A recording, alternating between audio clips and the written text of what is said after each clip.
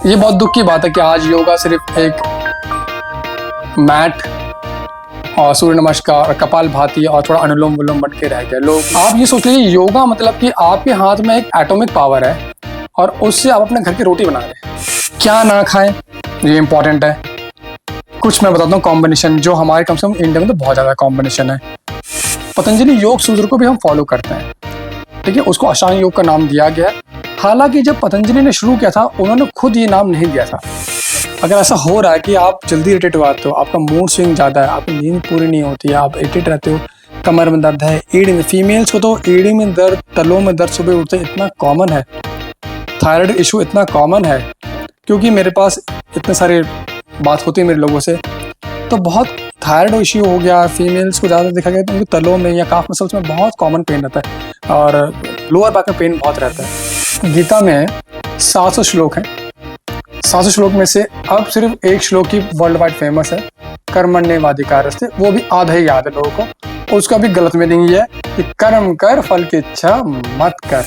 नमस्कार, आप सबका स्वागत है हमारे नए podcast healthy body healthy mind में। आज हम सब इतने चैलेंजेस के साथ डील कर रहे हैं, क्लाइमेट चेंज हो या लाइफस्टाइल प्रॉब्लम हो या बेसिक कोल्ड या टाइप 2 डायबिटीज़ हो, इन सब के साथ हम जूझ रहे हैं। बट हमें कहाँ से क्या इन्फॉर्मेशन मिल रहा है उसके बारे में हमें कोई ऑथेंटिसिटी नहीं है। बट सॉल्यूशंस हम बात करते हैं yoga, meditation and some lifestyle changes. नमस्कार, मैं भुवना आपके साथ हूँ एंड आज हम इसी मिथ्स और इसी फैक्ट्स के बारे में हम बात करेंगे। हमारे साथ जुड़े हुए हैं आचार्य लोकेश जी, जो बचपन से ही स्पोर्ट्स या योगा के साथ जुड़े हुए हैं। नमस्कार लोकेश जी। नमस्कार सर, आप हमें थोड़ा सा अपने बारे में बताइए कि स्पोर्ट्स और योगा आपकी जिंदगी में आया कैसे?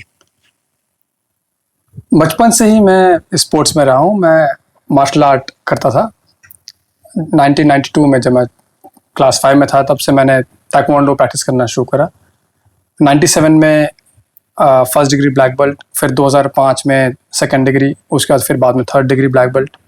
इन बिटवीन बहुत सारे स्टेट्स खेले, जोनल्स और नेशनल्स भी खेले और इंडिया को भी रिप्रेजेंट करा और 3 बार इंडियन टीम कोच बनने का भी मुझे मौका मिला। तो इस तरह मेरी जर्नी चल रही थी और योग की तरफ मैं शुरू से ही इंक्लाइन था। और जब बड़ा हुआ तो फिर योग में मैंने पढ़ाई करनी शुरू करी, बैचलर्स करा, मास्टर्स करा, उसके बाद फिर और भी एग्ज़ाम्स दिए। पढ़ते पढ़ते मेरा ज़्यादा झुकाव हुआ योग की तरफ। और मैंने देखा कि ये सिर्फ कोई आसन या प्राणायाम ही नहीं है, ये और डीप है, तो क्यों ना इसको और आगे पढ़ा जाए। तो सर, इसके बारे में तो मैं आपसे बिल्कुल सहमत हूँ, बिकॉज मुझे ताड़ासन करने में लगभग 3 महीने तो लग गए थे, क्योंकि मुझे लगा कि ताड़ासन जो है वो सिर्फ खड़े होके हाथ ऊपर करना है, बट जो बैलेंस और जो मेंटल एंड फिजिकल स्ट्रेंथ लगता है वाकई में योगा इतना आसान नहीं है। बट इससे पहले कि हम आसन्स के बारे में बात करें, आप हमें बताइए कि योगा क्या है और ये शुरू कहाँ से हुआ? तो जो योग शब्द है, योग शब्द संस्कृत से ड्राइव हुआ है। इसमें 2 अलग अलग धातु आते हैं, एक है युज धातु और एक है युजर योगे। युज धातु मतलब होता है समाधि का रास्ता, और जो युजर योगे है वो उसका मतलब होता है जुड़ना या मिलना। तो जो पतंजलि वाला योग है, जिसे हम राज योग भी कहते हैं, वो समाधि के रास्ते के बारे में बात कर रहा है। ऑन द अदर हैंड जो हम जुड़ना या मिलने के बारे में बात कर रहे हैं वो हठ योग या तंत्र योग या नाथ योग के बारे में बात कर रहा है। तो सर, आपने तो थोड़ा मुझे कंफ्यूजन में डाल दिया। ये इसके बारे में तो कोई इन्फॉर्मेशन इतना आसानी से अवेलेबल नहीं है। तो ये क्या ये जो योग हम कर रहे हैं, ये आजकल जो कर रहे हैं, ये यही तरीका है या यही ओरिजिन है या इसका स्कूल ऑफ थॉट क्या है? योग की शुरुआत एग्जैक्टली कब हुई ये कोई नहीं कह सकता। हमारे शास्त्रों में लिखा हुआ है कि कब थोड़ा बहुत या किसने कैसे, लेकिन शुरू कैसे हुआ एग्जाम्पल मैं बताता हूँ आपको।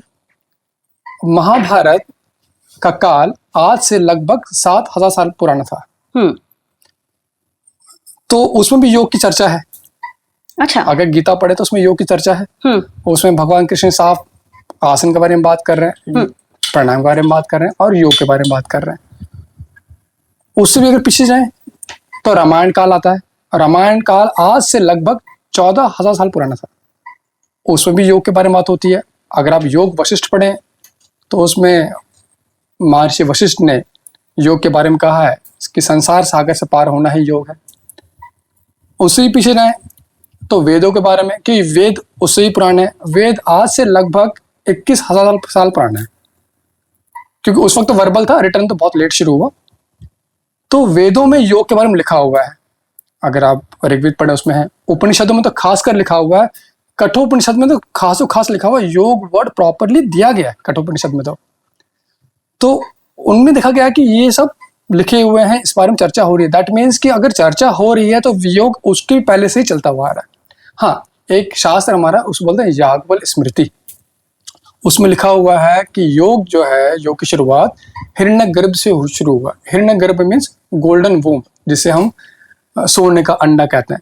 अगर हम विष्णु पुराण पढ़े या पुराण पढ़े, उसमें लिखा हुआ कि ब्रह्मा अंड, ब्रह्मा का अंड, ब्रह्मांड। तो जब वो ब्रह्मा जी ने जो तपस्या करी है उसी को ही योग कहते हैं। तो हम ये मान के चल सकते हैं कि ब्रह्मा के तपस्या को ही योग कहते हैं, और ये वही चलता हुआ आ रहा है, वही नॉलेज चलते हुए आ रही है। तो योग सनातन है, बहुत पहले चलता हुआ आ रहा है। कब शुरू हुआ ये नहीं मालूम, पर है। सर, आपने तो पूरा कैप्सूल दे दिया कि योग क्या है और कहाँ से शुरू हुआ। नाउ मैं थोड़ा सा जंप करूंगी यहाँ वहाँ। आजकल हम इतने सारे योगा के स्टाइल सुन रहे हैं। कभी हम सुन रहे हैं अष्टांग योगा, कभी हम हठ योगा या अयंगार योगा, या आजकल तो हम एरियल योगा भी देख रहे हैं। तो क्या है ये, और क्या हम सही कर रहे हैं, या ये सिर्फ एक ही स्टाइल का डिफरेंट वर्ड है? ओके, तो हठ योग जो है, हठ योग निकला है तंत्र योग से।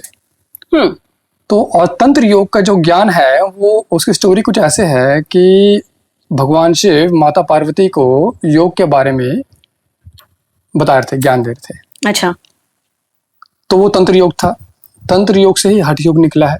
अब हठ योग में दो शब्द आते हैं, हा और ठ। हा जो अक्षर है वो राइट नॉस्ट्रिल, हमारे राइट नॉस्ट्रिल, और ठा अक्षर जो है हमारे लेफ्ट नॉस्ट्रिल को दर्शाता है। हा अक्षर जो राइट नॉस्ट्रिल है ये सूर्य नाड़ी और चंद्र नाड़ी जो लेफ्ट है उसको दर्शाता है। तो दोनों को बैलेंस करने का ही मतलब योग है।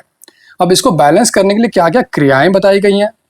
अब क्रियाओं में आसन भी आते हैं, प्राणायाम भी आते हैं, तो वही हठ योग है। ये मैंने आपको बिल्कुल ब्रीफ में बताया है।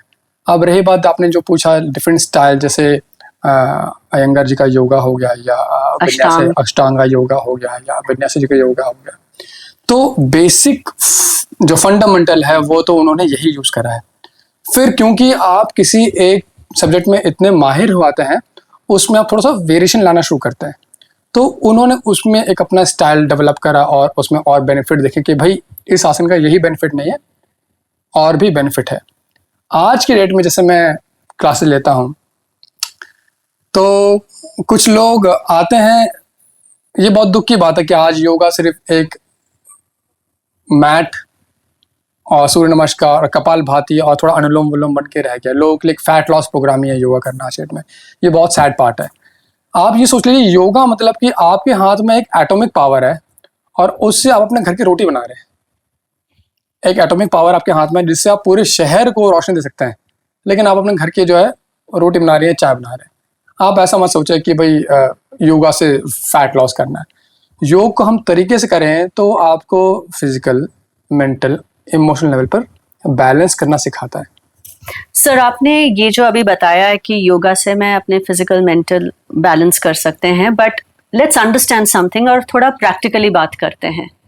हम डे टू डे इतने सारे लाइफस्टाइल चेंजेस के साथ जा रहे हैं, and India is considered as obesity capital. And अगर आप ओबीज हैं तो उसके साथ साथ इतने सारे प्रॉब्लम्स भी हो रहे हैं। तो क्या मुझे फिजिकली फिट होना पड़ेगा इससे पहले कि मैं योग शुरू करूं, या मैं कब शुरू करूं और मैं कैसे शुरू करूं? तो योग शुरू करना के लिए फिजिकल फिट करने की जरूरत नहीं है। फिजिकल फिट हो, योग शुरू करने के लिए आपको एक डिसीजन लेना होता है, एक निर्णय लेना होता है कि मुझे शुरू करना है। आज भी लोगों के लिए योग मतलब सिर्फ आसन है। अगर कोई मोटा है, किसी की बॉडी फ्लेक्सिबल नहीं है, तो उसको लगता है कि ये मेरे लिए नहीं है। जब तक हाथ टच नहीं हो रहा तो मुझसे योगा नहीं हो रहा। Yoga is not only stretching your muscles. अगर कई लोगों की बाय नेचुरल बॉडी फ्लेक्सिबल होती है, कई लोगों की बाय नेचुरल ही टाइट होती है। आप कितना खींच लीजिए, उनका हाथ उनके पंजों तक नहीं पहुंचने वाला। बॉडी ऐसी है, लेकिन क्या वो योगा कर नहीं सकते? नहीं, ऐसा नहीं है। योग करने के लिए आपको बस कुछ चीज का ध्यान रखना पड़ता है।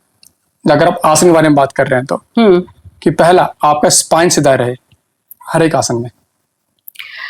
तो सर, इसका मतलब ये है कि मैं आपकी स्टूडेंट रही हूँ पिछले 4 साल से, और कभी भी आपने मुझे करेक्ट नहीं किया। आपने हमेशा मुझे ये बताया है कि जितना आप टच कर सकते हैं फ्लोर फ्रंट बेंडिंग में, मैं योगा के टर्मिनोलॉजीज नहीं यूज कर रही हूँ, बट सिंपल चीज बोल रही हूँ कि फ्रंट बेंडिंग टच, और मैं सिर्फ फिंगर टिप टच कर रही हूँ।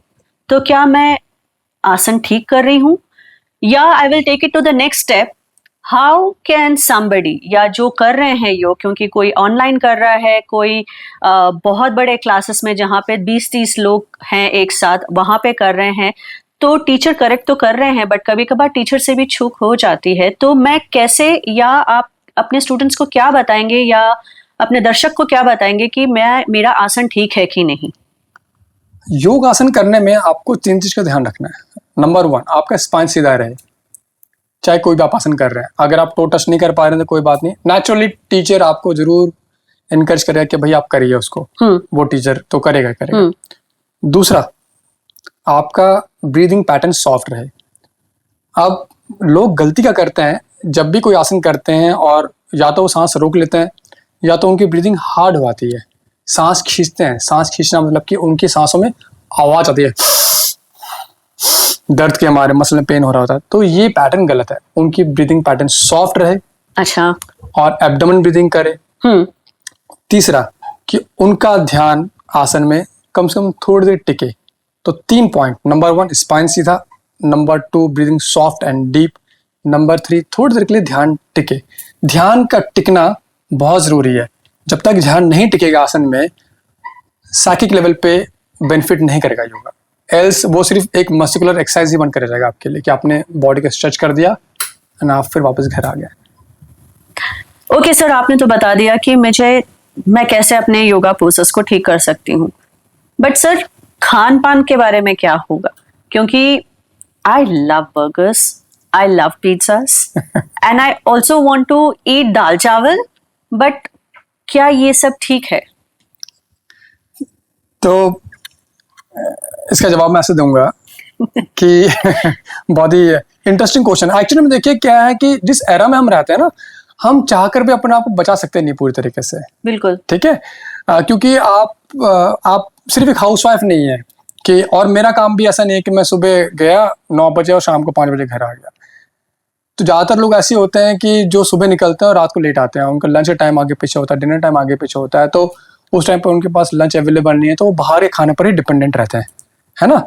और आप वीकेंड में बाहर भी जाते हैं, यूजुअली मॉल जाएंगे या नहीं, तो कुछ ना कुछ जो भी खाएंगे वो फ्रेश तो नहीं मिलने वाला आपको। बिल्कुल, है ना।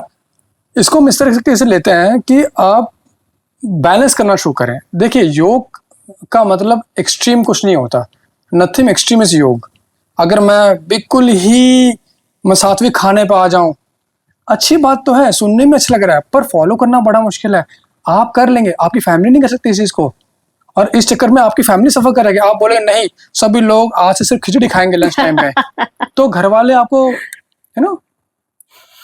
तो मैं भी ये चीज फॉलो नहीं कर सकता हूँ, लेकिन मैं क्या देखता हूँ कि बैलेंस करना जरूरी है। हाँ, हफ्ते में 5 दिन आप घर का खाना खाएं।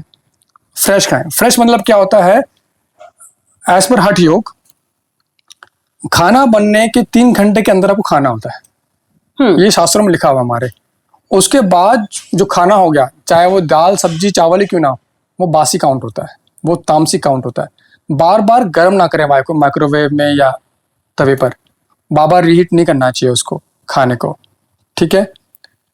तीसरा, कल का भोजन आज, जो हमारे कम से कम भारत में तो मैं देखते हूँ, और भारत के बाहर तो जैसे मेरे बहुत सारे रेस्टोरेंट्स हैं, वो तो कहते हैं कि सर हम तो फ्रिज में बना कर रख देते हैं और हफ्ते भर तक वैसे ही रहता है। वो आते हैं, हम गर्म करते हैं, खाते हैं, टाइम ही नहीं है। तो अब उनको तो क्या कह सकते हैं, बेचारे उस लाइफस्टाइल में फंसे हुए हैं। पर हम जब तक इंडिया में हैं तो ये प्रिविलेज हमारे पास कि हम कम से कम फ्रेश फूड खाने की कोशिश करें। क्या ना खाएं ये इंपॉर्टेंट है। कुछ मैं बताता हूँ कॉम्बिनेशन, जो हमारे कम से कम इंडिया में तो बहुत ज़्यादा कॉम्बिनेशन है। पराठा, चाय, अचार, ये जो हम सुबह का नाश्ता करते हैं ना, आलू पराठा, पनीर पराठा, गोभी पराठा, अचार और चाय, ये कॉम्बिनेशन जो तिगड़ी बनाते हैं हम लोग, ये तिगड़ी से इम्यूनिटी खराब होती है। लोगों को पता ही नहीं है कि ये उनकी इम्यून ब्रेक हो रही है, इम्यूनिटी सिस्टम खराब हो रहा है। क्या ना खाएं, दही में जो हम रायता बनाते हैं नमक डाल डालकर, ये आपके घुटने खराब करता है, जॉइंट्स खराब करता है। नहीं मालूम, लोग टेस्ट को छोड़ नहीं पाते हैं। तो थोड़ा सा समझदारी से काम ले। हम अपनी ये चीज़ बच्चों को सिखाते हैं कि बेटा ये नहीं खाना, ये अच्छा नहीं आपके हेल्थ के लिए, पर अपने लिए वो अप्लाई नहीं कर रहे होते हैं। खाना पेट भर के यहाँ तक खाना, स्पेशली रात को, वो ना करें। खाना हमेशा आधा पेट खाना चाहिए।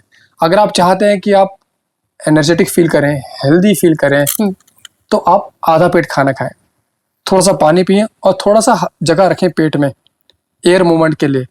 हाँ, ये फुल उस वक्त लगता है कि भाई पेट नहीं भरा, लेकिन 15 मिनट के बाद, 20 मिनट के बाद आपको फुलफिलिंग वाली फीलिंग आ जाएगी।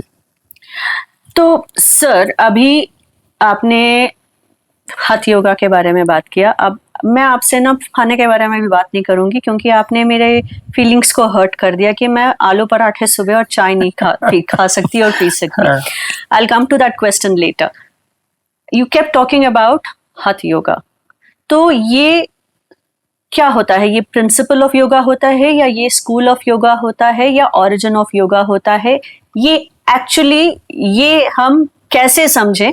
बिकॉज ये जो टर्मिनोलॉजी है, मैं हठ योगा कर रही हूँ, या मैं पतंजलि तो नहीं बोलूंगी, मैं अष्टांग योगा कर रही हूँ, या मैं अयंगार योगा कर रही हूँ, ये क्या होता है? ओरिजिन ऑफ योगा जब हुआ था तो उसको ब्रह्म योग का नाम दिया गया था सिर्फ, और ब्रह्मा ने उस योग के ज्ञान को अपने 2 बेटों विवस्वान और इक्ष्वाकु को दिया था। अच्छा, ठीक है।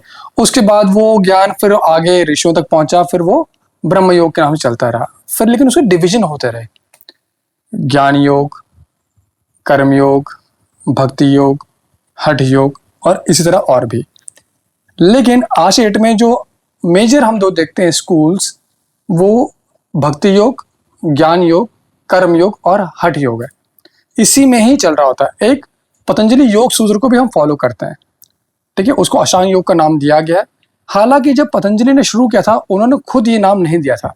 सर एक सेकंड, अभी जो आप पतंजलि बोल रहे हैं, क्या हम जो आजकल हम सब जानते हैं, हमारे कॉर्नर के दुकान में भी है, क्या आप उस पतंजलि के बारे में बात कर रहे हैं? नहीं, महर्षि पतंजलि आज से लगभग 2200 साल पहले, हाँ, उनका एरा था। ये अशोक महाराजा, जो अशोक थे, ग्रेट जो सम्राट थे, उनके ग्रेट ग्रैंडसन के राजपुरोहित थे। अच्छा, हाँ, महर्षि पतंजलि। तो हुआ ये था कि उस टाइम पर बुद्धिज्म बहुत ज्यादा, जो बौद्ध दर्शन था, बहुत हाइप था इंडिया में, एशिया में। अच्छा, और जो सनातन दर्शन है हमारा, सनातन, वो नीचे नीचे आ रहा था, डिप डाउन हो रहा था उन दिनों, क्योंकि जो महाराजा थे इंडिया के, वो खुद ही बुद्धिस्ट बन चुके थे। तो स्टोरी कुछ ऐसी चल रही थी उन दिनों कि उनको खबर मिली कि इंडिया में बहुत सारे ग्रीक के स्पाई घूम रहे हैं एज ए स्टूडेंट। अच्छा, तो उनके जो आर्मी जनरल थे, उन्होंने बोला अपने महाराज को कि महाराज, हमें इन्फॉर्मेशन मिली कि बहुत सारे जो ग्रीक स्पाई हैं वो यहाँ पर एज ए स्टूडेंट घूम रहे हैं, क्योंकि उन दोनों बड़े बड़े यूनिवर्सिटी थी, जैसे नालंदा यूनिवर्सिटी हो गई और भी।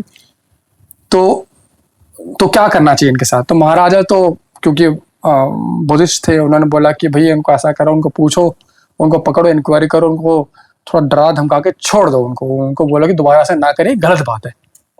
तो इस कॉन्सेप्ट को लेके जो जनरल थे ना, वो कट्टर सनातन दर्शन के थे। वो तो बहुत ही उनसे एग्री नहीं थे इस पॉइंट से। उन्होंने पकड़ा एक एक को, इंक्वायरी करी, लगभग 300 स्पाई पकड़े गए थे ग्रीक के, क्योंकि वो they were planning to attack to India. तो उन्होंने सबके सर कटवा दिए। अब ये जब खबर राजा तक पहुंची तो राजा ने बुलवाया आर्मी जनरल को कि भाई मैंने तो तुमको कहा था कि पकड़ के मेरे पास लाओ, तो तुमने खुद ही अपना ही डिसीजन सुना दिया। तो उनके बीच में काफी कहा सुनी हुई। इस बीच में जो आर्मी जनरल थे उन्होंने अपने ही राजा को मार दिया और खुद को ही राजा घोषित कर दिया। तब से गुप्ता डायनेस्टी खत्म हुई और शुंग डायनेस्टी शुरू हो गई। तो उस वक्त जो गुप्ता डायनेस्टी के जो राजपुरोहित थे वो महर्षि पतंजलि थे। अच्छा। तो जो शुंग डायनेस्टी थे, महाराजा पुष्यमित्र शुंग, उन्होंने राजपुरोहित को बोला कि जो हमारा जो सनातन दर्शन है वो काफी नीचे डिप डाउन हो गया है, आप कुछ ऐसा करके इसको दोबारा रिवाइव करिए, उठाइए इसको। तो जो महर्षि पतंजलि थे, ही वॉज ए वेरी, मतलब he is a great scholar. वो सिर्फ उन्होंने योग सूत्र नहीं लिखा, उन्होंने संस्कृत महाभाष्य भी लिखे, ग्रामर की बुक्स लिखी उस टाइम पर, और आयुर्वेद के ऊपर भी किताबें लिखी उन्होंने। तो उनको जब ये जिम्मेदारी दी गई कि आप कुछ ऐसा करें कि सनातन दर्शन दोबारा उठे, तो उन्होंने किसी भी भगवान के बारे में नहीं लिखा कि भाई, क्योंकि उन दिनों ऑलरेडी काफ़ी मंदिरें थी। उन्होंने कुछ ऐसा लिखा कि एक, क्या कह सकते हैं, मनुष्य इंसानियत को उठाए, सभी के काम पे आए, कोई उसको जजमेंटल ना हो कि भाई ये मेरे लिए नहीं है। तब उन्होंने क्योंकि वो ऑलरेडी बड़े स्कॉलर थे और उन्होंने सांख्य दर्शन के काफ़ी वो पढ़े हुए थे, वो सांख्य दर्शन को काफ़ी फॉलो करते थे, काफ़ी इन्फ्लुएंस था उनका सांख्य दर्शन का उनके ऊपर। तो उन्होंने उसको फॉलो किया और उसे काफ़ी सारे सूत्रों को लिया और योग सूत्र लिखा। तो 195 सूत्रों में उन्होंने योग सूत्र लिखा जो सिर्फ संस्कृत में लिखा हुआ था। उसके 300 साल बाद उसको डिकोड किया गया। सर, आप कह रहे हैं कि 300 साल के बाद डिकोड किया, मतलब क्या और कैसे डिकोड किया? जो सूत्र लिखे थे वो संस्कृत में लिखे थे, एक एक सूत्र, जैसे अथ योगानुशासनम, योगेश चित्तवृत्ति निरोधः, ऐसे सूत्र लिखे हुए हैं। अब ये चीज़ सभी को तो समझ में नहीं आ रही है, संस्कृत सभी को आता नहीं है। अगर आता भी है तो वो जो उसके मीनिंग है वो इतना गाढ़ा है कि सब लोग समझ नहीं सकते उस चीज़ को, उसका वो इतना हाई लेवल की बात कर रहे हैं वो। तो 300 साल बाद जो डिकोड हुआ उसको लिखा गया कि इसका मतलब क्या है, उसका नाम रखा है योग भाष्य। उसी को आज हम पढ़ते हैं। बहुत डिफरेंट ऑथर्स ने उसको पढ़ा, उसको और डिफरेंट सिंपल लैंग्वेज में लिखा, जैसे विवेकानंद जी ने भी लिखा इसके बारे में, और भी अच्छे ऑथर्स हैं, उन्होंने इसके बारे में लिखा है। तो कि योग के बारे में पतंजलि का उन्होंने जो बताया है ये। ओके सर, मुझे दो चीज समझ में आ गया कि योग जो है इज अबाउट आसना, एक तो जो हम सब जानते हैं। आपने दूसरी चीज इंटरेस्टिंगली ये भी बताया कि it's about food also, food habits also. But मेरा सवाल अभी आपके साथ ये रहेगा कि आजकल के ज़माने में हमारा एक तो वर्किंग टाइम एकदम शेड्यूल नहीं है, कभी किसी का नाइट शिफ्ट चल रहा है, कभी कोई 2 दिन काम कर रहे हैं, हम ट्रैवल कर रहे हैं, तो हमसे एक कंसिस्टेंसी हो नहीं पाती है। एंड आजकल के इस लाइफस्टाइल में क्या मेरा सिर्फ खान पान और सिर्फ योगासन से ही मेरा योग होगा, या इसके अलावा भी कुछ है जो योग में है जो हम नहीं बात करते हैं या हम नहीं जानते हैं?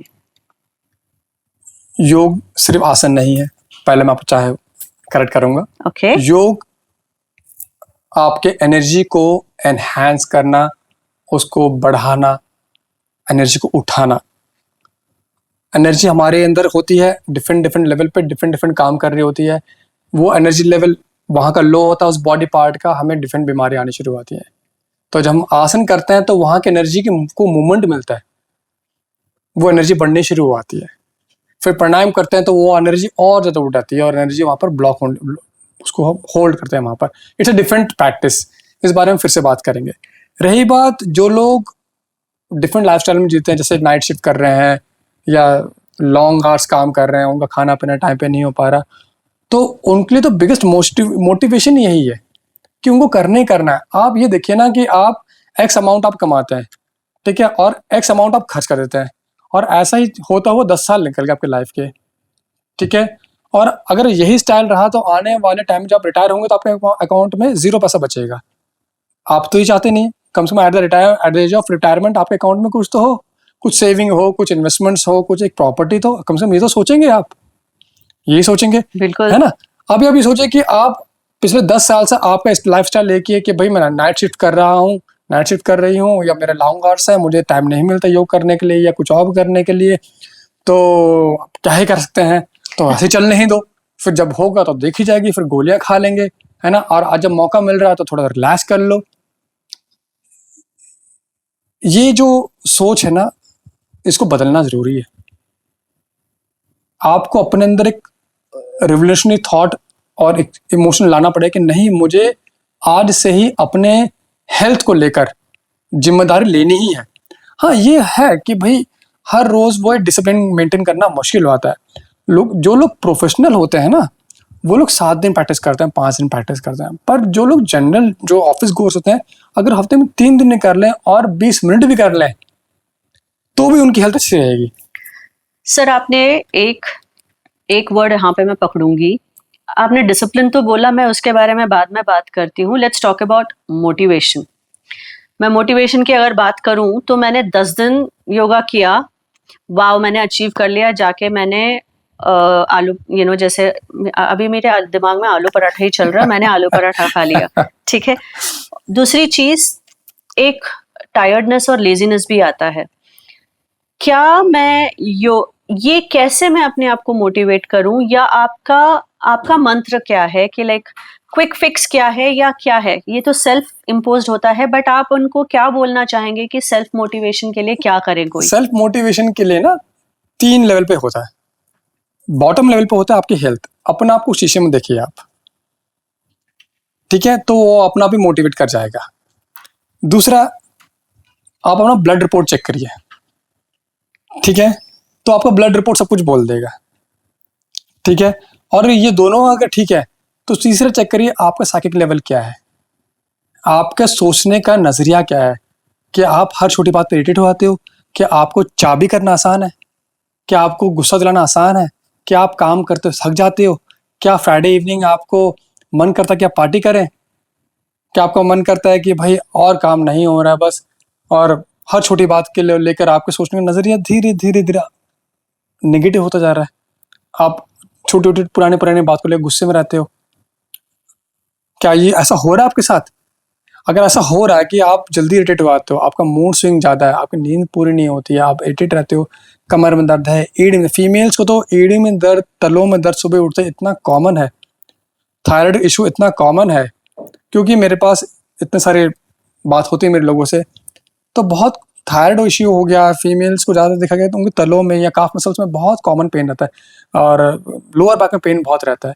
तो ये तो बहुत बड़ा इंडिकेशन है, ठीक है, तो वो अपना भी मोटिवेट कर जाएगा। बट आपकी मुझे एक बात अच्छी लगी कि अगर मुझे अपने हेल्थ के लिए हफ्ते में अगर मैं 3 दिन भी करूं, 20 मिनट के लिए भी थोड़ा बहुत योगा या थोड़ी बहुत फिजिकल एक्टिविटी, मैं अपने काफी सारे हेल्थ प्रॉब्लम्स को कंट्रोल कर सकती हूँ।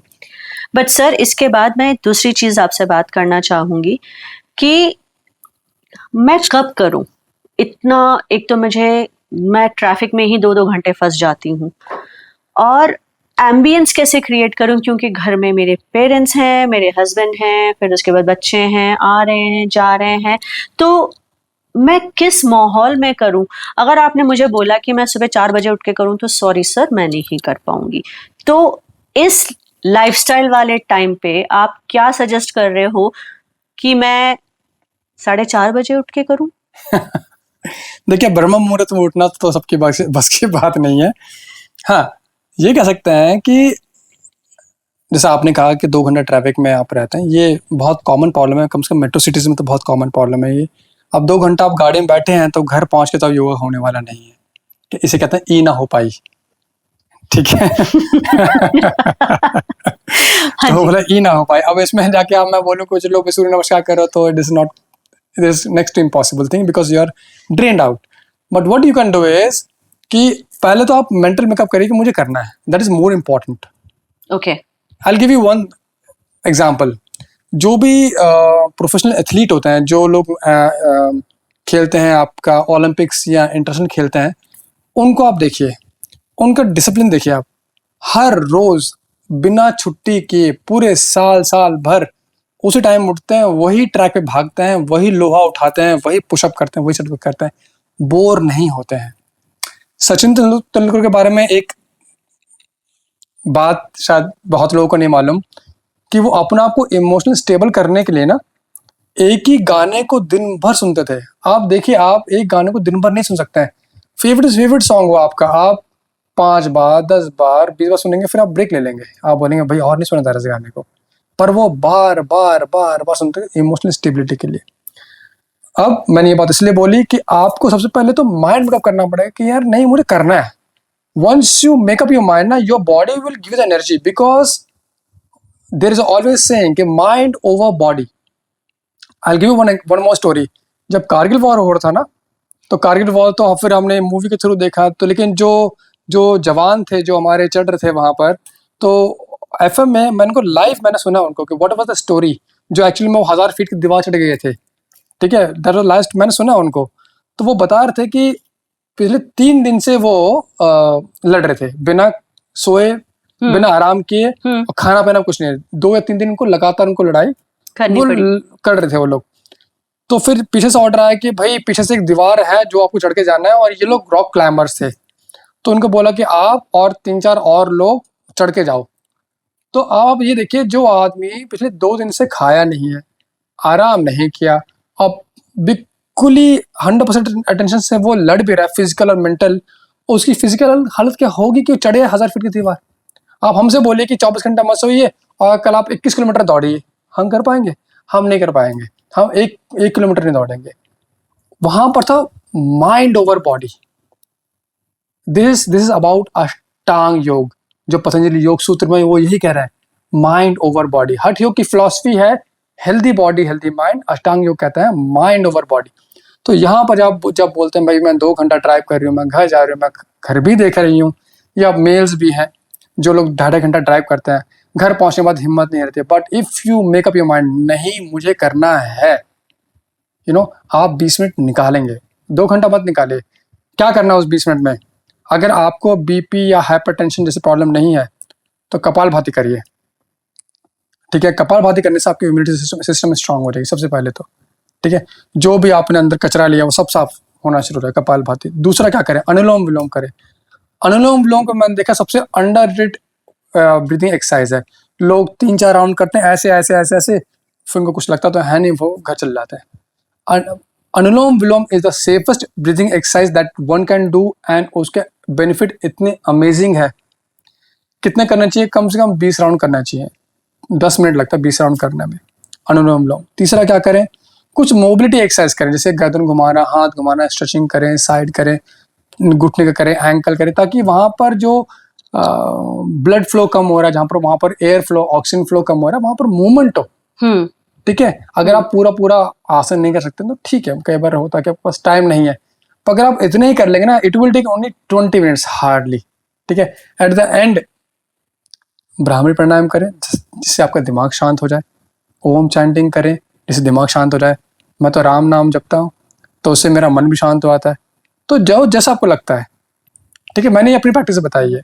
तो 20 मिनट्स निकालने के लिए आपको टाइम नहीं चाहिए, आपको डिसीजन चाहिए, आपको you need a gut to do it, कि नहीं करना है करना है। तो दोस्तों, हमें ये तो समझ में आ गया है कि 20 minutes of investment on yourself is not too much to ask for in life. अपने लिए 20 मिनट निकालें, थोड़ा सा योगा करें, थोड़ी सी ब्रीदिंग करें, एंड अपने अंदर पॉजिटिव चेंज देखें। नाउ मूविंग ऑन सर, आपने एक और चीज़ बोला था कि हठ योगा, तो ये तो एक स्कूल ऑफ थॉट हो गया, क्या मैं सही बोल रही हूँ? हाँ, कह सकते हैं। और इस तरह से आप थोड़ा सा और बताएंगे विस्तार में कि और क्या क्या योग है? जैसे आपने हठ योगा बोला, क्या इसके अलावा भी कोई और योग हैं? 4 major school of yoga count होता है। अच्छा। इसके अलावा और भी हैं, डिफरेंट स्टाइल्स हैं, पर वो निकला इसी में सही है। अच्छा। तो हठ योग तो भगवान शिव का हो गया, जिसमें आप काया शुद्धि करते हैं। काया मीन्स योर बॉडी, बॉडी को क्लींस करते हैं, बॉडी को स्ट्रेंथनिंग करने के लिए आप आसन करते हैं।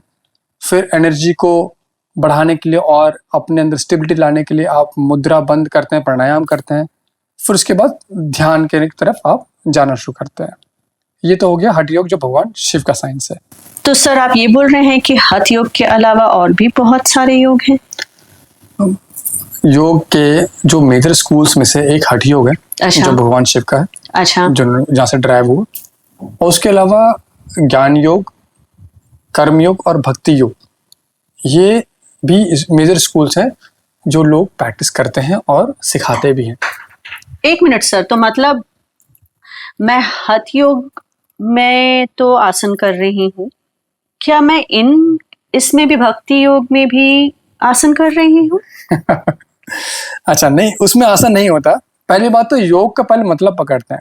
अच्छा, मैं वही पूछने वाली थी कि योग का पहले आप डेफिनेशन थोड़ा देख लेते हैं। योग जो है, योग मतलब आसन या फिजिकल एक्सरसाइज नहीं है।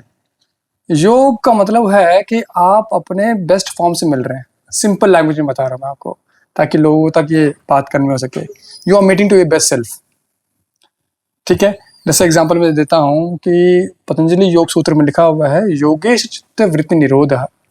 मतलब जबकि चित्त की वृत्तियां निरोध होती हैं, मतलब चित्त मतलब कि माइंड, द वर्ड चित्त मीन्स माइंड, वृत्ति मीन्स सर्कल ऑफ थॉट, निरोध मीन्स स्टॉप। जब आपके माइंड में जो थॉट्स जो घूमे जा रहे हैं, बार बार बैक टू बैक कुछ ना कुछ आते रहता है, एक के बाद एक के बाद एक, जब ये रुक जाएगा तभी योग कहलाएगा। क्यों? जब वो थॉट रुक जाएगा तभी आप अपने असली अस्तित्व को देख पाएंगे।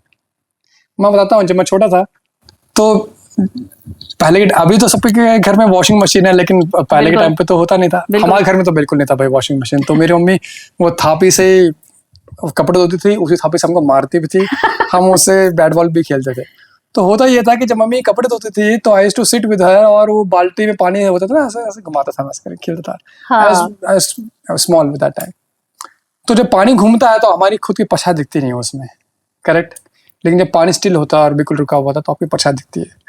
तो इसी तरीके से हमारा थॉट होता है कि आप यहाँ पर हैं और आपके अंदर थॉट्स और सर्कल घूमे जा रहा है।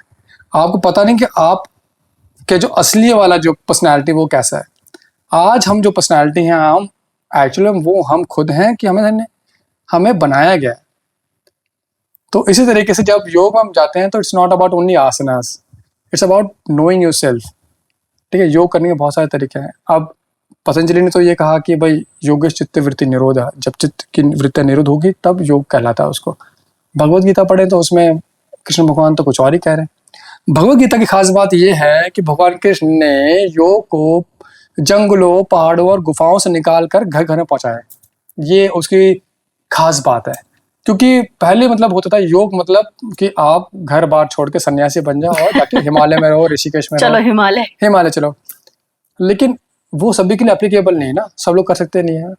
तो उन्होंने साफ साफ कहा है कि अगर आप गृहस्थ जीवन में हैं और अपने फैमिली का देखभाल कर रहे हैं, फैमिली की देखभाल करते हुए भी अगर आप मुझसे जुड़े हुए हैं, मेरे बारे में सोचते हैं, मेरा ही चिंतन मनन करते हैं, तो आप योगी हैं।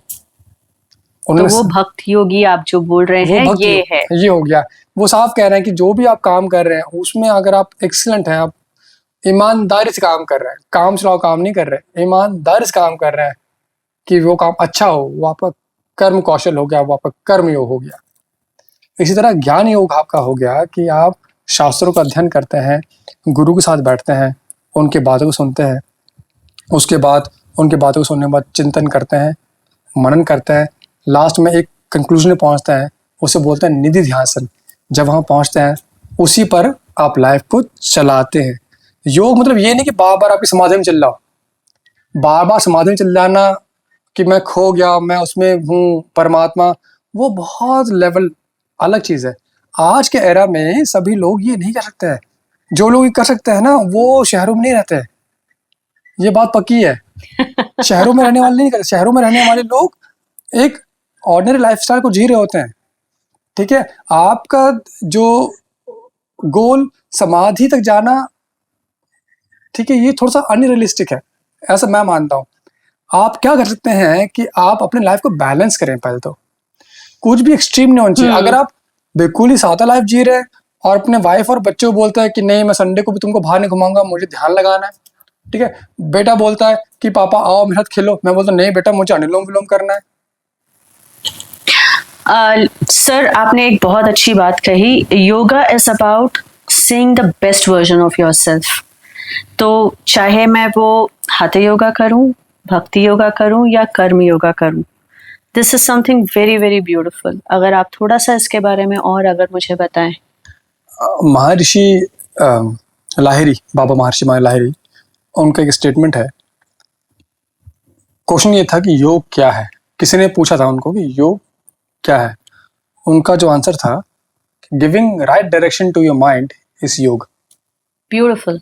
ठीक है, अब आज के एरा में आप इसको अप्लाई कर सकते हैं, गिविंग राइट डायरेक्शन। अभी आप अपने ही बच्चे को बात बात पर तो उसका लगाम नहीं खींच सकते ना कि ये कर वो कर, ये कर वो कर। खुद के लिए भी कि मुझे ये करना है या मुझे वो करना है, क्या मिले, आपको मालूम होना चाहिए कि giving right direction to your mind is योग।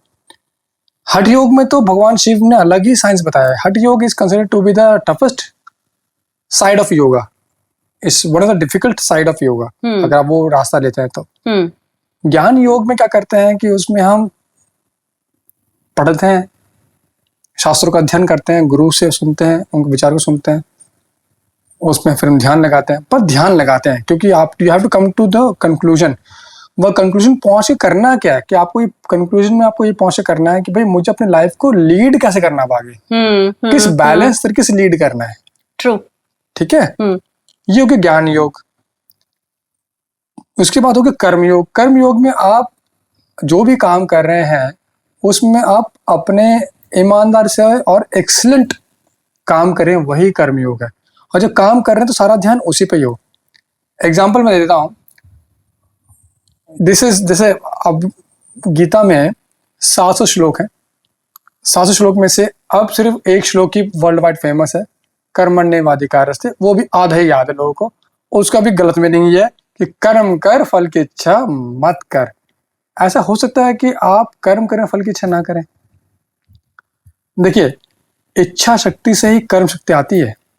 अभी कोई अगर एथलीट है, वो सोचता है कि भाई मुझे नेक्स्ट टाइम जो है, नेक्स्ट ईयर मुझे नेशनल्स में गोल्ड मेडल लाना है, तो इच्छा शक्ति से ही कर्म शक्ति आएगी। तो नेक्स्ट डे मॉर्निंग में 4 बजे 5 बजे उठ के रनिंग करेगा वो। अभी उसको बोल दो कि जी इच्छा शक्ति नहीं है तुम्हारी, नेशनल नहीं है अगले साल, सिलेक्शन तुम्हारा, पर भागो।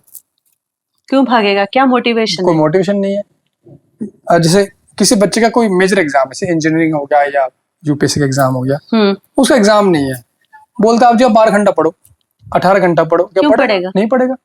तो इच्छा शक्ति से कर्म शक्ति आती है, संकल्प शक्ति आती है।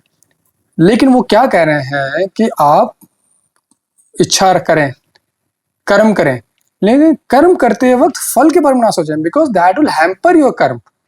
मान लीजिए कोई आदमी बहुत डेस्परेट है जॉब के लिए, 1 साल से उसके पास जॉब नहीं है, अब वो जॉब के इंटरव्यू देने गया है और वो अच्छा कैंडिडेट है, अच्छी उसके पास एजुकेशन है उस जॉब के लिए, वो जॉब के लिए वो पढ़ाई का क्वेश्चन आंसर राउंड चल रहा है, पर दिमाग में चल रहा है कि मुझे जॉब मिलेगी नहीं मिलेगी, जॉब मिलेगी नहीं मिलेगी। क्या वो आंसर कर पाएगा? आंसर ठीक से कर नहीं पाएगा। उस वक्त उसको अपनी प्रिपरेशन में ध्यान लगाना है और जवाब को ठीक तरीके से डिलीवर करने में ध्यान लगाना है। उसका जो कंट्रोल वहीं तक है, उसके बाद भी उसको जॉब मिले या जॉब ना मिले वो उसके हाथ में नहीं है। तो उसलिए कहते हैं कि इच्छा कर्म कर, फल की इच्छा मत कर, मतलब कि वो सेकंड पार्ट है। वाह सर, आपने काफी सब्जेक्ट्स आज आपने कवर करा है, but let's come back to the normal life and let's come back to the thing कि मुझे इतना तो समझ में आ गया कि मुझे 20 मिनट निकालना है लगभग हफ्ते में 3 दिन। अगर मैं अपने लिए इतना टाइम निकाल लूं एंड सिंपल अनुलोम विलोम भी कर लूं तो मैं अपना काफ़ी मेंटल एंड फिजिकल हेल्थ में चेंजेस देख सकती हूँ। ना सर, आपसे मैं अगला सवाल ये करना चाहती हूँ कि आजकल आपके पास जो स्टूडेंट्स आ रहे हैं वो किस लाइफस्टाइल प्रॉब्लम्स के साथ आ रहे हैं and how can yoga solve their problems? Asha, में जो बहुत कॉमन इशू है वो सर्वाइकल इशू है, डायबिटिक 2 पेशेंट है, बीपी तो बहुत कॉमन है, लीवर ठीक से फंक्शन नहीं कर रहा है या कोलेस्ट्रॉल लेवल बढ़ा हुआ है कॉन्स्टिपेशन इतना ज़्यादा कॉमन है लोगों को कि हद नहीं है, इंडाइजेशन इशू है, एसिडिटी प्रॉब्लम है, पीसीओडी या पीसीओएस केस बहुत कॉमन है, लोअर बैक पेन है, आर्थराइटिस प्रॉब्लम बहुत ज़्यादा है। ये बहुत इतना कॉमन है कि लगता है कि मतलब 10 में से 8 लोग को दिक्कत है ये। बाप रे। हाँ बिल्कुल, 10 में से 2 लोग ही हैं जो लाइफस्टाइल मेंटेन कर पा रहे हैं मुश्किल से, और क्योंकि वो डिसिप्लिन में है। ज़्यादातर लोगों को या तो हेरिडिटी प्रॉब्लम हो रही है या तो खुद की वजह से ही हो रही है शुरू। तो आप ये कह रहे हैं कि अभी ये प्रॉब्लम्स इतने कॉमन हैं, तो मुझे क्या योगा सच्ची में ये ट्रीट कर सकता है? और अगर कर सकता है तो मुझे कहाँ से और कैसे शुरू करना चाहिए? योगा बिल्कुल कर सकता है ठीक, but it might take little time, depends कि कौन से बीमारी कौन से लेवल पर है। जैसे अगर हम शुगर टाइप 2 के बारे में बात करें तो ये रिवर्सिबल है। अच्छा। हाँ, तो उसमें क्या होता है कि जो बॉडी में जो ग्लूकोज लेवल है हाँ जी। वो बढ़ जाता है। हाँ। तो इसलिए होता है क्योंकि पैनक्रिया ठीक से स्टिमुलेशन नहीं हो रहा, काम नहीं कर रहा। अच्छा। तो योग में अगर सिर्फ शुगर है, डायबिटिक है, बीपी नहीं है, सिर्फ डायबिटिक है, तो उनके लिए जो सबसे रामबाण है वो है कपालभाति। कपालभाति करने से क्या होता है कि आपका जो पैनक्रिया है वो स्टिमुलेट होता है, वो ठीक से फंक्शन करना शुरू करता है, तो उनका शुगर लेवल कंट्रोल करना शुरू करता है। देन दे कैन डू सूर्य नमस्कार, फिर थोड़ा सा कुछ अगर कार्डियो एक्टिविटी हो सकता है तो ठीक है, little mobility exercise, then few asana जैसा अर्धमसंदर आसन, वक्र आसन, पश्चिमोत्तानासन हो गया, गौमुख आसन हो गया, सर्वांग आसन हो गया। ये सब आसन है जो डायबिटिक 2 के लिए, जिनका शुगर लेवल बढ़ा हुआ है, उनको रिवर्स करने में हेल्प करता है। और 6 महीने में, साल भर में आप देख सकते हैं कि पॉजिटिव चेंजेस है, पर बिना डॉक्टर के कंसल्ट किए हुए दवाई नहीं रोकना। अगर आप मेडिसिन ले रहे हैं तो आप चेक करिए उसको, और डॉक्टर के कंसल्ट से ही आप मेडिसिन को अगर आप बंद करें। तो जैसे हम सर ने बताया, अभी योगा डेफिनेटली कीजिए, बट उससे पहले आप डॉक्टर से डेफिनेटली कंसल्ट करिए। साथ में अगर आपके मेडिकेशंस हैं तो अपने डॉक्टर जो आपको वो बता रहे हैं उसको कंटिन्यू करके साथ में योगा भी अपने लाइफ में ऐड करिए। सो सर, अभी आपने बता दिया कि लाइफस्टाइल चेंजेस के लिए हम योगा कर सकते हैं। आप योगा के बारे में, जो लोग नहीं जानते हैं, आप उसके बारे में जरा बताइए। ऐसे तो बहुत सारी बातें हैं लेकिन मैं ऐसी बात बताऊंगा जो जिससे समझना आसान होगा। पहला कि जब आप डेली प्रैक्टिस करते हैं तो आपके अंदर चेंज आना शुरू होता है, आपका एनर्जी लेवल बढ़ता है। सर एक मिनट सर, आप ये कह रहे हैं कि मैं पहले दिन से अपने अंदर चेंज देख सकती हूँ? एग्जैक्टली, पहले दिन से, क्योंकि हमारे जो एनर्जी लेवल है वो बॉटम डिफरेंट लेवल पे डिफरेंटली काम कर रहा था, तो एनर्जी बढ़ना शुरू होता है। हाँ, दैट्स वेरी पॉजिटिव। मतलब ऐसा तो नहीं है कि मैं एक दिन में मतलब 10 kg रिड्यूस करूंगी, बट आप ये कह रहे हैं कि कुछ ना कुछ तो मैं चेंजेस देख सकते हैं। बिल्कुल बिल्कुल बिल्कुल चेंज होगा, और फ्रॉम डे 1 चेंज होगा। अनुलोम विलोम मैं सबको रिकमेंड करता हूँ कि बहुत अच्छे से करें अनुलोम विलोम को, और मैक्सिमम राउंड्स बढ़ाएं। अनुलोम विलोम कोई भी कर सकता है। कपालभाति जिनको हाई बीपी है, हाइपरटेंशन है, हर्निया, अल्सर इशू है, वो लोग नहीं कर सकते हैं। प्रेग्नेंट लेडीज हैं वो नहीं कर सकती। ड्यूरिंग मंथली साइकिल करना मना है, या अगर बेबी अभी डिलीवर हुआ है और सी सेक्शन से हुआ है तो उनको करना मना है। अदरवाइज सभी लोग कर सकते हैं कपालभाति। इतना करें आप, यू कैन स्टार्ट विद 100, 200 या 50 से कर सकते हैं शुरू। ग्रेजुअली आप उसको नंबर बढ़ाएं, बट अंडर सुपरविजन, क्योंकि कपालभाति मैं कई बार देखता हूँ, I go to Nehru Park for my practice, तो वहाँ पर वो सब लोग लगे होते हैं कपालभाति करने में, जो से करने में उनको लगता है कि कुछ तो हो ही जाएगा, कुछ तो जरूर होगा, पर कुछ गड़बड़ जरूर होगा, ये बात जिस तरह कर रहे होते हैं। एंड वो ना ही किसी से पूछते हैं ना किसी से सीखते हैं, वो खुद ही करना शुरू करते हैं। तो अगर आप योग करते हैं तो किसी अंडर सुपरविजन में करेंगे तो आप गाइडेंस मिलना शुरू हो जाएगा। और क्या करना चाहिए, एक बहुत ही रूटीन बताता हूँ मैं आपको। एक तो मोबिलिटी एक्सरसाइज जरूर करनी चाहिए, जिसमें आपका नेक रोटेशन, आर्म रोटेशन हो गया, हिप रोटेशन, वेस्ट रोटेशन, घुटने वाला, काफ वाला, ये सब रेगुलर एक्सरसाइज है। इससे क्या होता है कि आपके ब्लड फ्लो, मोबिलिटी वो बनी रहती है बॉडी में, तो ये दर्द वर्द, कॉमन पेन, ये सब नहीं होता। दूसरा क्या करें आप, कुछ आसन जरूर करें, सूर्य नमस्कार करें, ठीक है। एंड अपने बॉडी को अंडरस्टैंड करते हुए करें कि आपकी बॉडी इतनी ले सकती है, ठीक है। योग जब आप कर लेते हैं आसन, हाँ जी, व्हाट इज द पैरामीटर कि आपने ठीक करा कि नहीं करा। 1 घंटे के सेशन के बाद, आधे घंटे के सेशन के बाद, अगर आपकी एनर्जी लेवल बढ़ी हुई है, आपको अच्छा फील हो रहा है, तो वो आपने ठीक किया। अगर आधे एक घंटे क्लास के बाद अगर आपको लग गया कि मर गए हैं आप बिल्कुल, आपकी एनर्जी बिल्कुल खत्म है, जो इनिशियल लेवल पे हो सकता है, इनिशियल डेज में पॉसिबल है क्योंकि आप थक जाते हैं, पर ग्रेजुअली अगर आपको लगता है कि आप ड्रेन आउट हो गए तो दैट मीन्स कि आप कहीं ना कहीं एक्सट्रीम कर रहे हैं, तो आपको फिर थोड़ा सा रिड्यूस करना चाहिए और you should go listen to your body and go accordingly with your physical fitness. Sir मैं आपसे अभी एकदम बेसिक सा सवाल करती हूँ, मतलब ये सवाल लोगों को लगेगा कि ये क्या क्वेश्चन कर रही है। मैं अपने आप को योगा क्लास आने से पहले कैसे प्रिपेयर करूं? पहली बात तो योगा क्लास जाने से पहले आपको, अगर आपने खाना खाया है तो 2.5-3 घंटे गैप होना चाहिए। ऐसा क्यों? क्योंकि खाने को डाइजेस्ट होने में 2.5-3 घंटा लगता है। अगर आपने पानी पिया है तो पानी take 45 minutes to get digest. पानी, सादा पानी को हजम होने में 45 मिनट लगते हैं। जूस पिया तो 1 घंटा, दूध पिया है तो 1.5 से 2 घंटा, अगर आपने दाल चावल सब्जी रोटी खाया तो 2.5 से 3 घंटा, नॉनवेज खाया है तो 72 घंटा 80 घंटा। क्या बात कर रहे हैं sir? Non veg take more time to get digest, इसीलिए योग में नॉनवेज को खाने को प्रमोट नहीं करते हैं, क्योंकि अगर आपने वो खाया है तो आपके स्टमक में पड़ा हुआ सड़ रहा है और आप उसी में जाके आप कपालभाति कर रहे हैं, आप अग्निसार कर रहे हैं प्रैक्टिस, तो आपको फायदा नहीं देगा, आपको बीमारी ही देगा। तो सर अगर मैं अपने इतने बिजी लाइफ शेड्यूल में भी अगर मैं योगा करना चाहती हूँ, तो आप ये कह रहे हैं कि खाना खाने के 2 घंटे के बाद मैं योग अभ्यास करूं? कर सकते हैं। ठीक है, तो इसके अलावा योग अभ्यास के लिए मैंने पहला अपना टिक मार्क कर लिया कि 2 घंटे पहले ही मैंने खाना खाया है। उसके बाद क्या करना चाहिए? मेरा एम्बियंस कैसा होना चाहिए? क्या मुझे हर बार पार्क में ही जाके योगा करना चाहिए क्या? क्योंकि मेरे पास टाइम नहीं है और मेरे घर में जगह भी नहीं है कि मैं कुछ करूं, तो मैं कहाँ जाऊं? तो उसको आप अपने घर में एक मैट लगा के आप कर सकते हैं शुरू। अच्छा। और गीता में तो इस बारे में लिखा भी है 6 चैप्टर में कि योग अभ्यास करने के लिए आपको एक कोई कपड़ा, मतलब उसमें तो, या कोई कुशन, तो आज डेट में योगा मैट हो गया, तो उसमें लिखा हुआ है कि आप शुद्ध वातावरण हो, वेंटिलेटेड हो रूम। हठ योग में भी लिखा हुआ है कि आपकी जो रूम हो वो वेंटिलेटेड हो, उसमें हवा आ रहा हो, बंद कमरे में ना हो, स्पेशली बेसमेंट में ना हो।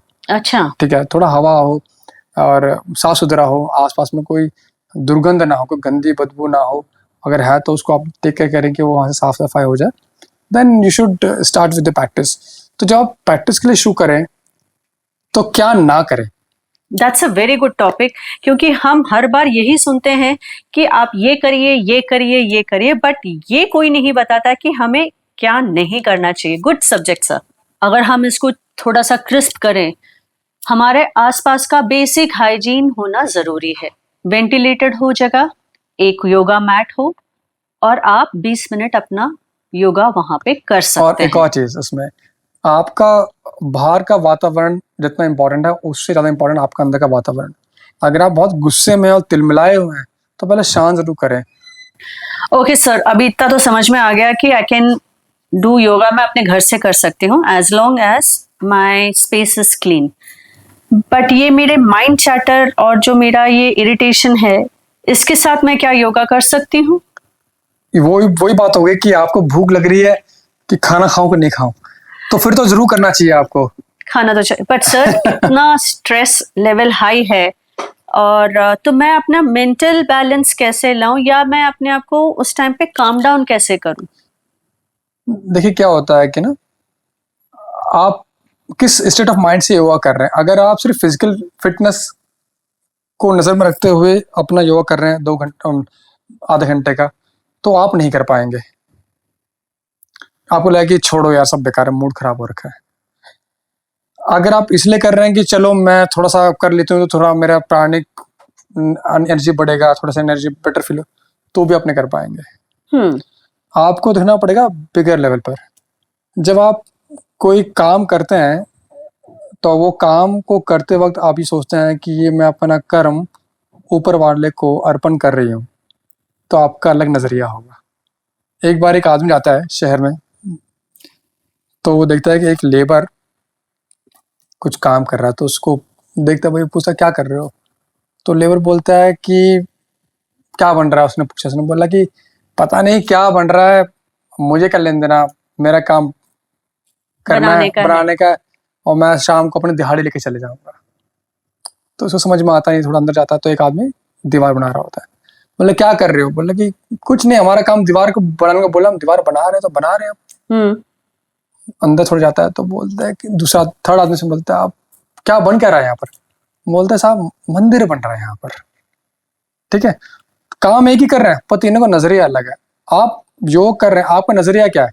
आपको फैट लॉस करना है कि आपको मानसिक शांति चाहिए कि आप ऊपर वाले को अपना कर्म जो है वो अर्पण कर रहे हैं, अपना एक्टिविटी आप भगवान को दे रहे हैं, मतलब उनको पूजा कर रहे हैं। जब जो आपका माइंडसेट होगा आप उसी माइंडसेट से आप एक्शन करेंगे। अगर आपका जो सोच है वो बहुत ही ऊपर है, आप सोच रहे हैं कि भाई मेरा कर्म मैं अपने भगवान को अर्पण कर रही हूँ, तो आपको फिर कुछ करते वक्त मेंटल डिस्टर्बेंस, इरिटेशन कुछ नहीं होने वाली।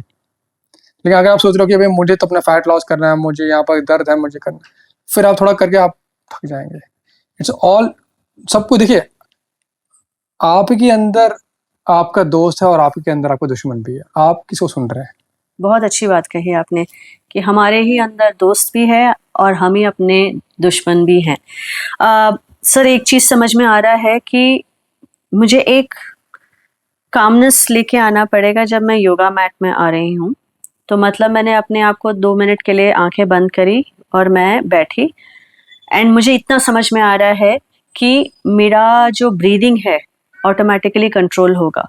Now my next question is कि मैं प्राणायाम, क्योंकि मुझे लग रहा है कि it's about breathing and the question that everybody will have the mind is like प्राणायाम करो, प्राणायाम करो। I would like to understand कि प्राणायाम करें कैसे एंड इसके बेनिफिट्स क्या हैं, और खासकर अगर मैंने ठीक से नहीं किया तो इसके डिसएडवांटेजेस क्या हैं। अलग अलग किताबों में अलग अलग बातें बताई गई हैं प्राणायाम करने के बारे में और प्राणायाम के बारे में।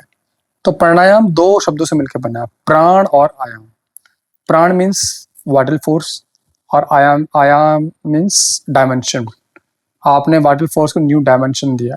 या इसको और एग्जांपल अगर और सिंपलीफाई किया जाए कि इनहेल और एक्सहेल करने के बीच में जो गैप होता है, छोटा सा हॉल्ट है, उस गैप को बढ़ाना, मतलब कि जो ब्रेक बढ़ाना है, वही प्राणायाम है। जैसे आपने इनहेल करा, हाँ जी, फिर ऊपर आके सांस रुकती है आपकी, फिर आप सांस छोड़ते हैं, फिर सांस रुकती है, हाँ। फिर इनहेल करते हैं, तो 2 जगह ब्लॉक है, 2 जगह आप सांस रोक रहे हैं।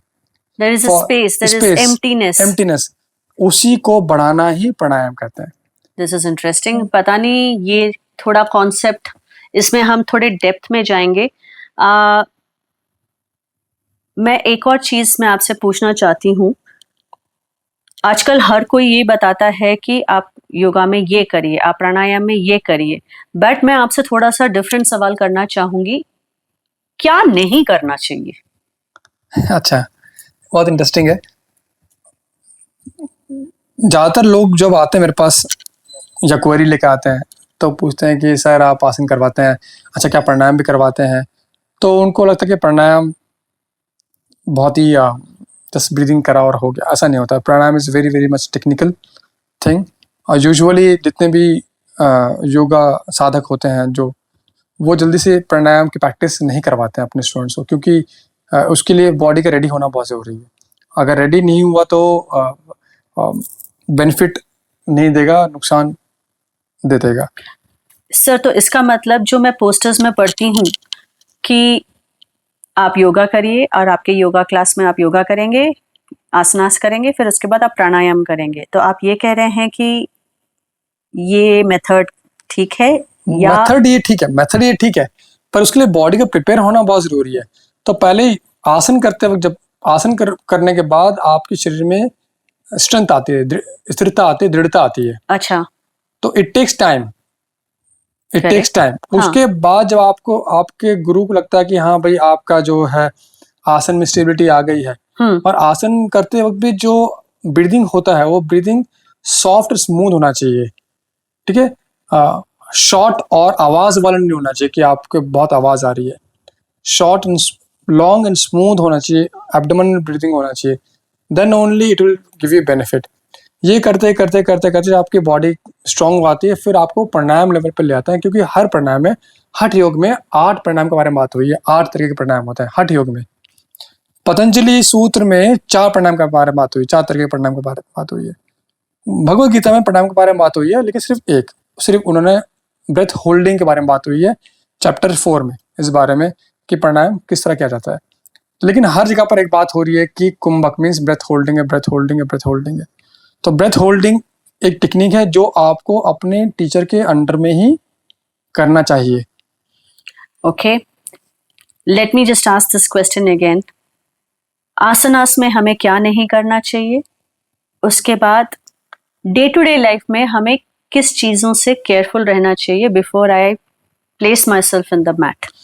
तो आसनों में क्या नहीं करना चाहिए? आसनों में पहली बात तो ओवरडू नहीं करना चाहिए। अगर आपकी बॉडी सपोर्ट नहीं कर रही उस चीज को, तो उतना ही करिए जितना आपकी बॉडी सपोर्ट कर रही है। आज का हमारा सब्जेक्ट थोड़ा सा डिफरेंट है। हम what to do in yoga तो हम सब जानते हैं, क्योंकि हमारे लिए इसके ऊपर काफ़ी सारे वीडियोस हैं, बुक्स हैं, हमारे टीचर्स भी हमें बताते हैं। But something that nobody talks about is what not to do in yoga and what not to do in your pranayama. So sir, आप हमें आज बताइए कि योगा में हमें क्या नहीं करना चाहिए। टाइट कपड़े होते हैं, टाइट क्लोथ्स, वो नहीं पहनने चाहिए। क्या बात कर रहे हैं सर? जब हम देखते हैं, जो भी वीडियोस देखते हैं, उसमें तो मतलब लोगों ने एकदम टाइट बिल्कुल, और वो इतने सुंदर दिखते हैं। और हमारा भी यही होता है कि हम भी योगा करके इतने सुंदर दिखें, और आप बोल रहे हैं कि हमें ऐसे नहीं पहनना। शुड बी, कपड़े आपके कंफर्टेबल और लूज होने चाहिए। अच्छा सर। दूसरा, और आपका स्टमक एम्प्टी हो। और योगा करते वक्त अगर गर्मियां हैं तो ठीक है, आपने 1-2 सिप पानी पी लिया क्योंकि प्यास लगती है, अदरवाइज पानी पीना मना होता है। ऐसा क्यों सर?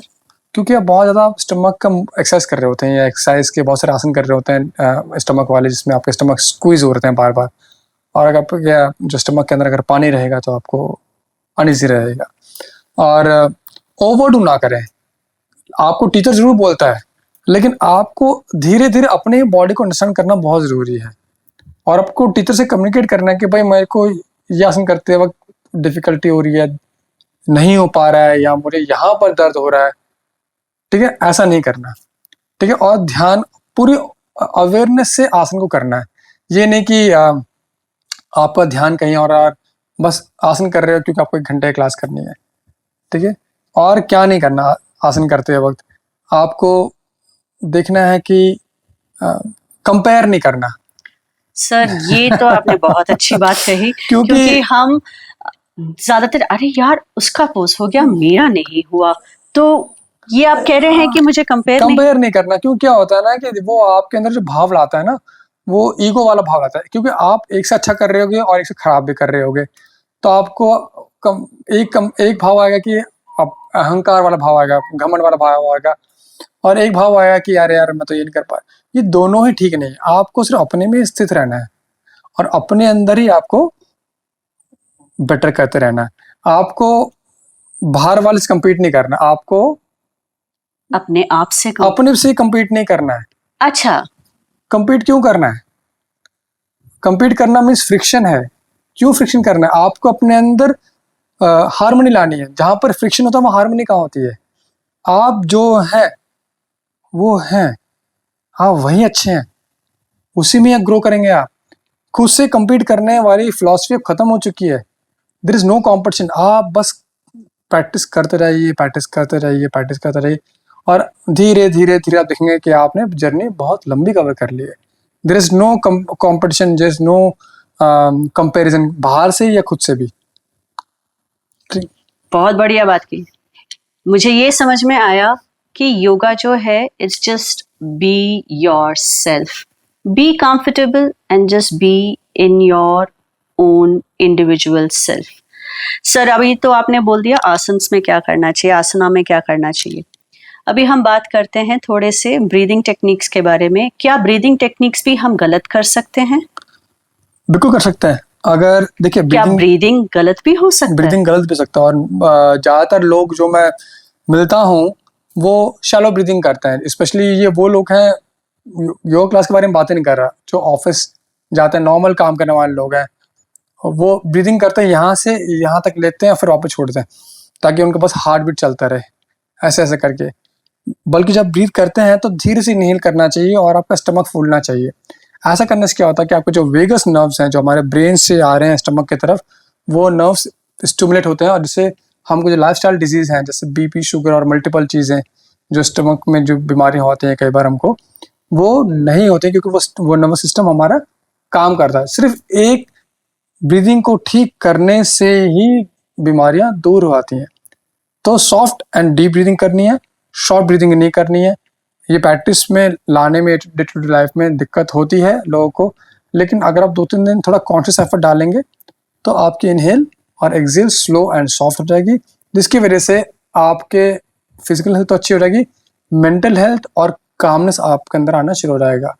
तो सर, आप अपने स्टूडेंट्स को और अपने व्यूअर्स को एक अगर मैसेज देना चाहते हैं तो क्या देना चाहेंगे?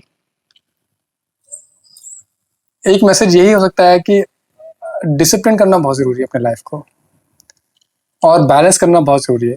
कुछ भी एक्सट्रीम अच्छा नहीं होता। लाइफ को बैलेंस करिए, लाइफ को डिसिप्लिन करिए। जिस तरीके से हम पैसा जमा करते हैं, एफडी करते हैं, इन्वेस्टमेंट प्लान करते हैं कि वो हमारे बुढ़ापे में काम आए, इसी तरह ये भी एक इन्वेस्टमेंट प्लान है हमारे बुढ़ापे में काम आने के लिए कि आज से हम अपने हेल्थ को ठीक करना शुरू करें और आने वाले 5 साल 10 साल में उसका आप रिजल्ट ले रहे होंगे, लाइफ टाइम ले रहे होंगे। लंबा तो कोई नहीं जिएगा, एक न एक दिन तो मरना ही है, पर die healthy. Very true. Live healthy and be happy. अगर आपको और कोई डिटेल्स चाहिए आचार्य लोकेश जी के बारे में तो उसके डिटेल्स आप नीचे देख सकते हैं। प्लीज़ सब्सक्राइब करिए, आप अपने दोस्तों से भी बताइए हमारे चैनल के बारे में। अगले टाइम मिलने तक थैंक यू, नमस्कार। नमस्कार।